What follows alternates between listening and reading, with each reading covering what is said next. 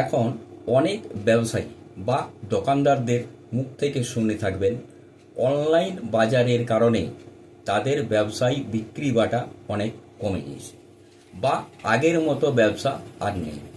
আর এইসব শুনে অনেক নতুন ব্যবসায়ী যারা নতুন করে ব্যবসা শুরু করতে চান তাদের মনে প্রশ্ন চিহ্ন জাগে, ব্যবসায় নামবেন না নামবেন না, আর যদিও নামেন তাহলে এমন কি ব্যবসা শুরু করা যেতে পারে যাতে অন্তত ভালোভাবে ঘর সংসার চালিয়ে ভবিষ্যতের জন্য কিছু সঞ্চয় করে রাখা যেতে পারে।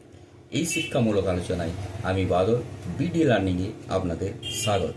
যারা চ্যানেলটি নতুন দেখছেন এবং যারা এখনও পর্যন্ত সাবস্ক্রাইব করেননি অবশ্যই করবেন এবং ভিডিও ভালো লাগলে লাইক এবং শেয়ার করতে ভুলবেন না।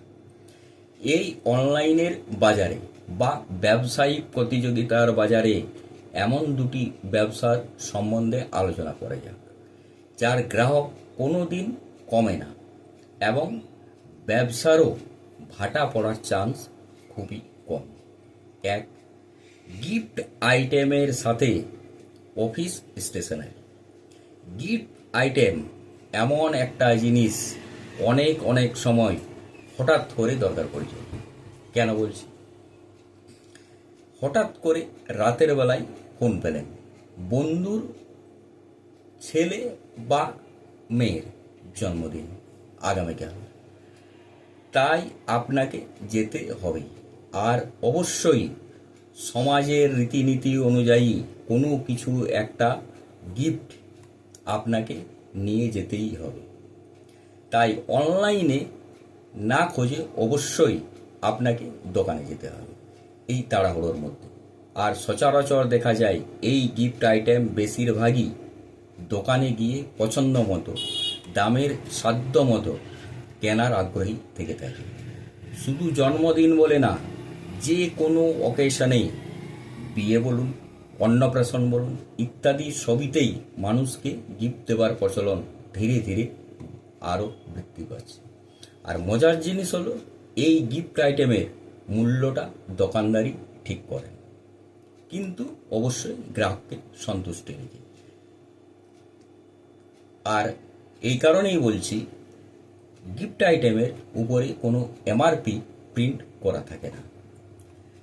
মোটামুটি বেশিরভাগই গিফট আইটেম লোকাল মার্কেট থেকে ক্রয় করা হয়ে থাকে। তাই এটি একটি লাভজনক ব্যবসা।